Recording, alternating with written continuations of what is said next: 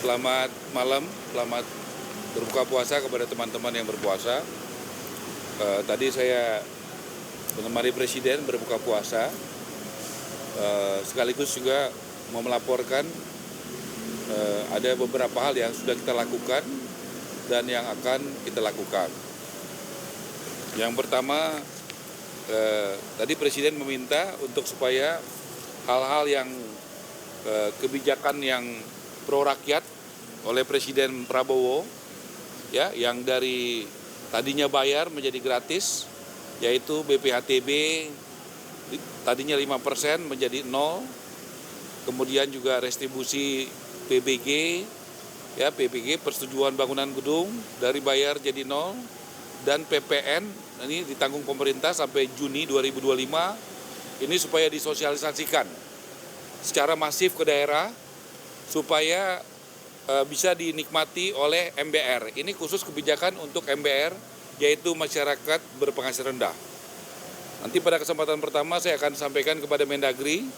Mendagri punya forum itu setiap Senin pagi untuk mensosialisasikan ini, karena nanti setiap kepala daerah, baik bupati, wali kota, itu punya instrumen namanya Perkada, peraturan kepala daerah, untuk bisa menjalankan ini sebagai payung hukum. Kemudian dari lambat menjadi cepat, ini adalah PBG, ya. PBG itu dulu 45 hari, tapi misalnya di Subang itu bisa tidak sampai 1 jam, di Gianyar bisa 14 menit, kemudian di Badung juga bisa 17 menit, Badung ini di Bali, Sumedang juga bisa 53 menit, dan Tangerang 59 menit. Jadi Presiden Prabowo sangat pro kepada rakyat kecil, bagaimana kebijakan ini yang tadinya bayar jadi gratis dan yang tadinya lama jadi cepat. Dan ini diminta untuk disosialisasikan dan dijalankan oleh semua kepala daerah di seluruh Indonesia.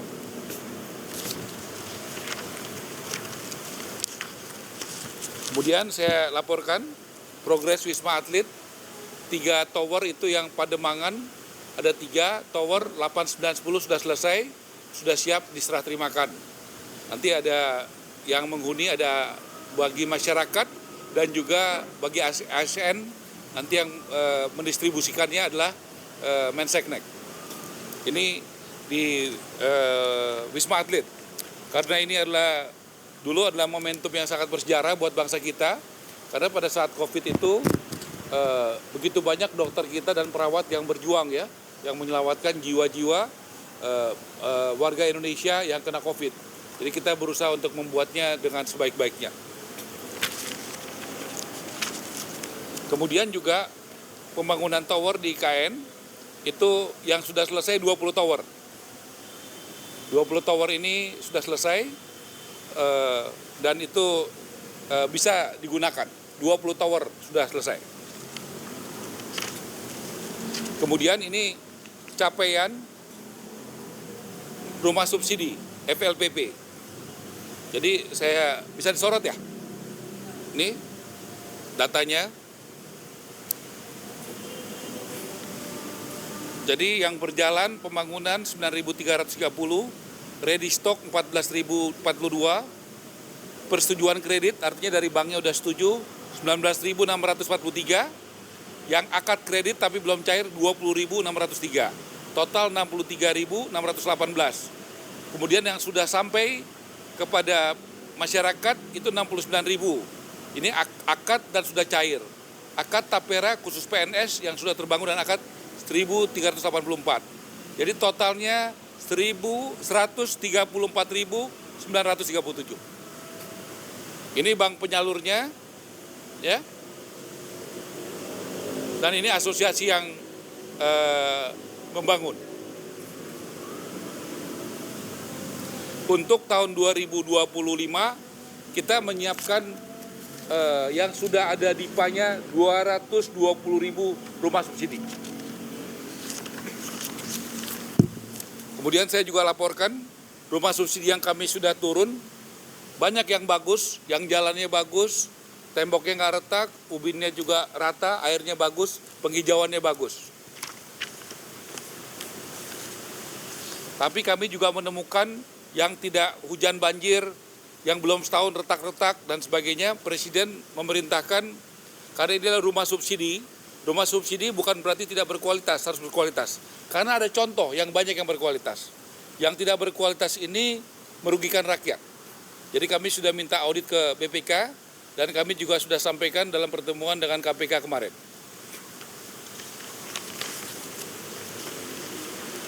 Kemudian kami laporkan, kami sudah melakukan groundbreaking dengan TNI Angkatan Darat. Ini dengan TNI Angkatan Darat, kami melakukannya di Serang. Total 5.760 unit. Ya, itu ada di beberapa tempat, yang ada di Brebes, ya, ada di Bogor, ada di Bantul, ada di Bekasi, dan ada di Serang. Kemudian juga kami sudah melakukan groundbreaking dengan Polri, dengan Bapak Kapolri di Kerawang. Total itu 14.389 unit. Nah ini, saya pikir teman-teman sebagian juga hadir. Kemudian mohon doanya, kita tanggal 25 Maret itu akan memulai menyerahkan kunci. Jadi bukan groundbreaking, ya, menyerahkan kunci kepada guru-guru. Kita akan buat tanggal 25 Maret. Ada di Bogor, ada di Makassar, ada di Aceh dan Medan, ada di Pontianak, ada di Kupang, ada di Bangkalan, Madura, ada di Jayapura. Totalnya kita 20.000 unit rumah.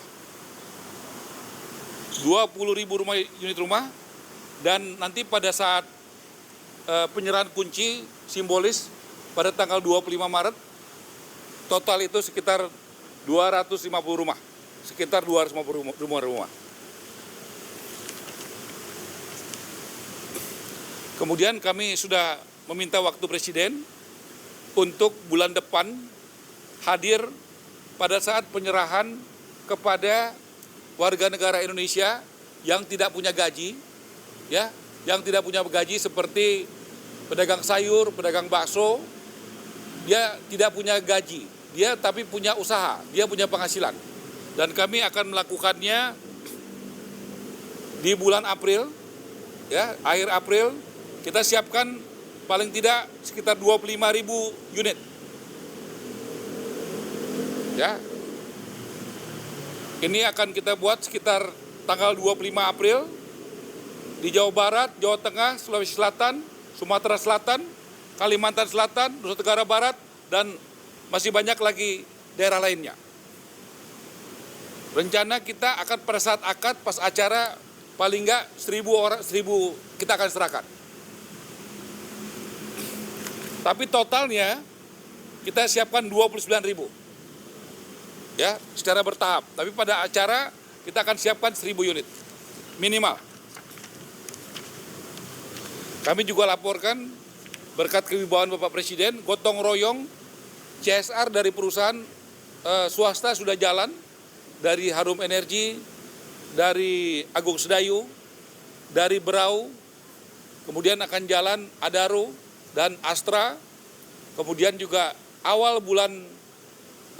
pertengahan bulan depan, bulan April, kita akan mulai merenovasi paling tidak 500 dari Buddha Suci, Yayasan Buddha Suci, dan 200 dari Kadin di Tanah Tinggi. Itu sekitar tanggal 14 April, kita akan mulai itu. Kemudian Presiden meminta untuk memanfaatkan aset negara secara maksimal, yaitu tanah BUMN, khususnya kereta api, Perumnas, dan perkebunan, kemudian juga di Dirjen Kekayaan Negara di bawah Kementerian Keuangan. Itu yang paling cepat kita, yang ex-BLBI, yang ada di Lipo Karawaci, itu sebelah lapangan golf, itu akan segera kita manfaatkan karena itu idle, clear and clean, tidak bersengketa, dan tidak ada masyarakat di atasnya yang tinggal di situ.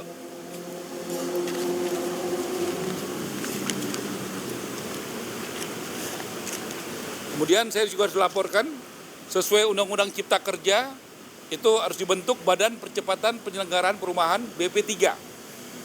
BP3 ini adalah hunian berimbang, di mana pengembang kalau dia membangun satu rumah mewah, dia wajib membangun 2 rumah yang sedang dan 3 rumah yang sederhana. Ini untuk mengedepankan keadilan sosial. Jadi ini sangat penting bagaimana Bapak Presiden selalu dengan Pancasila dan Konstitusi ada keadilan sosial. Jadi BP3 ini akan segera kita bentuk supaya ini bisa berjalan soal keadilan. Saya rasa itu, terima kasih teman-teman. Saya rasa cukup ya.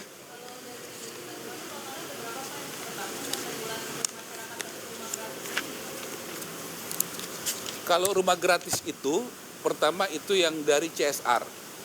Contoh dari perusahaan-perusahaan dari Agung Sedayu, 250 di Tangerang, 500 di Berau. Nanti dari Adaru, itu yang gratis. Gitu ya. Kalau yang tadi saya jelaskan rumah subsidi. Nah, begitu. Kalau berapa totalnya, itu yang kita minta data dari Kementerian Dalam Negeri. Karena yang mengeluarkan izin, karena rumah itu kalau mau dibangun atau mau direnovasi mesti ada izinnya. Kita minta tolong kepada Mendagri supaya kepala daerah memberikan datanya kepada kita. Karena izinnya itu dari, kita mau bangun rumah apa aja, komersial kah, subsidi kah, rusun kah, apartemen kah, itu kan harus ada izin. Izin itu namanya PBG, Persetujuan Bangunan Gedung. Dan itu adanya izinnya dari kepala daerah. Itu yang kita akan peroleh datanya dari Kementerian Dalam Negeri. Yang kita tadi sampaikan itu adalah rumah subsidi. Kenapa kita bisa kasih datanya? Karena dari Tapera. Tapera memberikan kepada bank penyalur. Jadi datanya itu tajam, detail gitu ya.